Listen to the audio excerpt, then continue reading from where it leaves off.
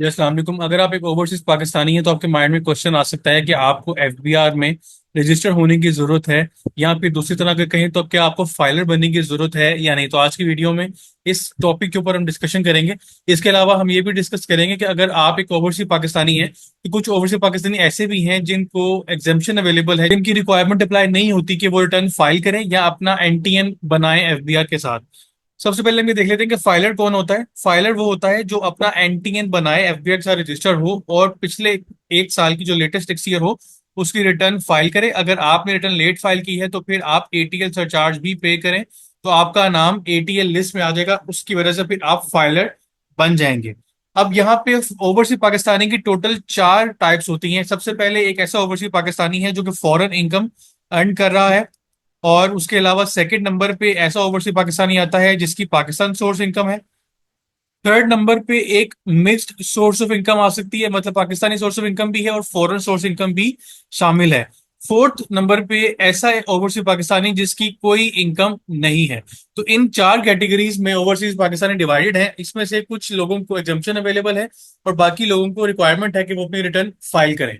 सबसे पहले हम जो फर्स्ट कैटेगरी है फॉरेन इनकम अर्न करने वालों की उसको डिस्कस कर लेते हैं। अगर आप एक फॉरेन इनकम अर्न कर रहे हैं, ओवरसीज पाकिस्तानी है, ओवरसीज पाकिस्तानी किस तरह बनते हैं कि अगर आप किसी भी एक साल में, जो कि जुलाई से शुरू होता है और जून पे जाके खत्म होता है, अगर आप मोर देन 183 डेज पाकिस्तान में मौजूद नहीं थे तो फिर आप एक ओवरसीज पाकिस्तानी या नॉन रेजिडेंट पाकिस्तानी कहलाते हैं।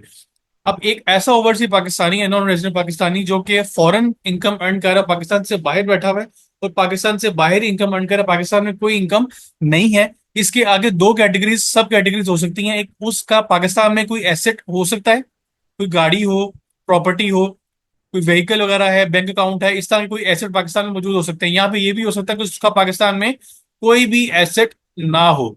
तो यहाँ पे इस दो सब कैटेगरीज में भी आगे डिवीजन है कि जिसका कोई एसेट नहीं है और सिर्फ फॉरेन सोर्स इनकम अर्न कर रहा है, पाकिस्तान की कोई इनकम नहीं है और ना ही कोई एसेट है, तो फिर ऐसे बंदे को फाइलर होने की जरूरत नहीं है। आपको एग्जेम्पशन है कि आप अपना एनटीएन ना बनाए, एफबीआर आपसे कोई सवाल नहीं करेगा। लेकिन अगर आपकी फॉरेन इनकम है, पाकिस्तान में इनकम अर्न नहीं करे, दूसरी तरफ आपके पाकिस्तान में एसेट्स मौजूद हैं, प्रॉपर्टी है, व्हीकल है, बैंक बैलेंस है, तो फिर आपके लिए कंपलसरी है कि आप अपना एनटीएन पाकिस्तान में रजिस्टर करें और रिटर्न फाइल करके खुद को एटीएल लिस्ट में शामिल करें।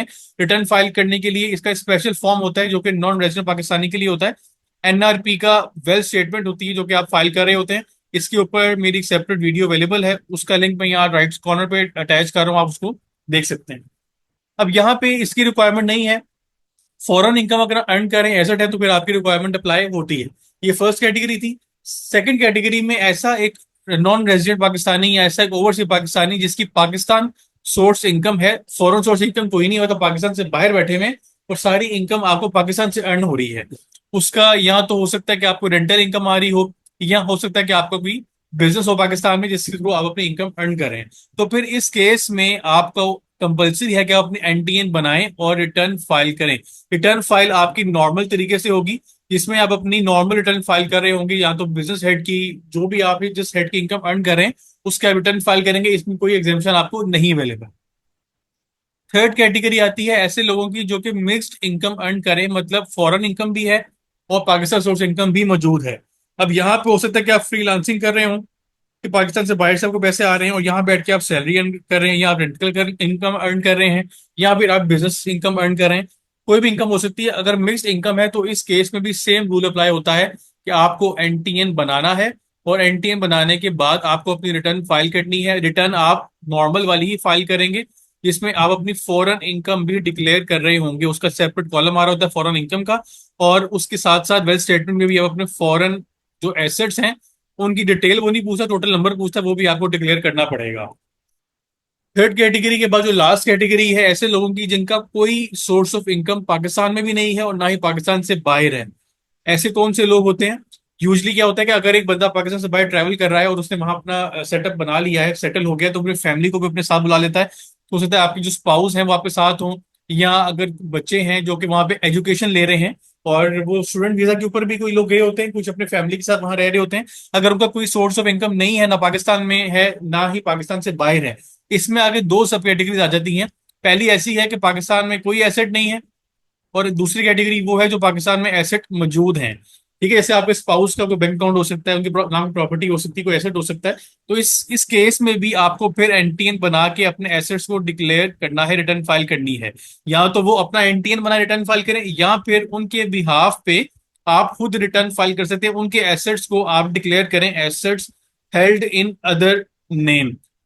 इस केस में फिर आपकी स्पाउस को रेडी बनाने की जरूरत नहीं पड़ेगी, आप उनके बिहाफ पे अपने एसेट्स अपने रिटर्न में दिखा रहे होंगे, तो वो भी वैलिड कंसिडर होगा। अगर कोई भी एसेट पाकिस्तान में नहीं है और ना ही कोई सोर्स ऑफ इनकम है, तो फिर इस केस में रजिस्टर होने की जरूरत नहीं है और ना ही रिटर्न फाइल करने की जरूरत है। इसके अलावा लास्ट में हम कुछ चीजें डिस्कस कर लेते हैं रिगार्डिंग कि अगर आप ओवरसीज पाकिस्तानी हैं तो आपके लिए किन केसेस में फायदेमंद है कि आप खुद को रजिस्टर करवा लें, रिटर्न फाइल कर लें। फॉर एग्जाम्पल, आप कोई गाड़ी परचेज करना चाहते हैं, तो फिर उस केस में अगर आप नॉन फाइलर हैं तो आपको हायर टैक्स पे करना पड़ेगा, हायर स्लैब रेट आपके ऊपर लगेगी।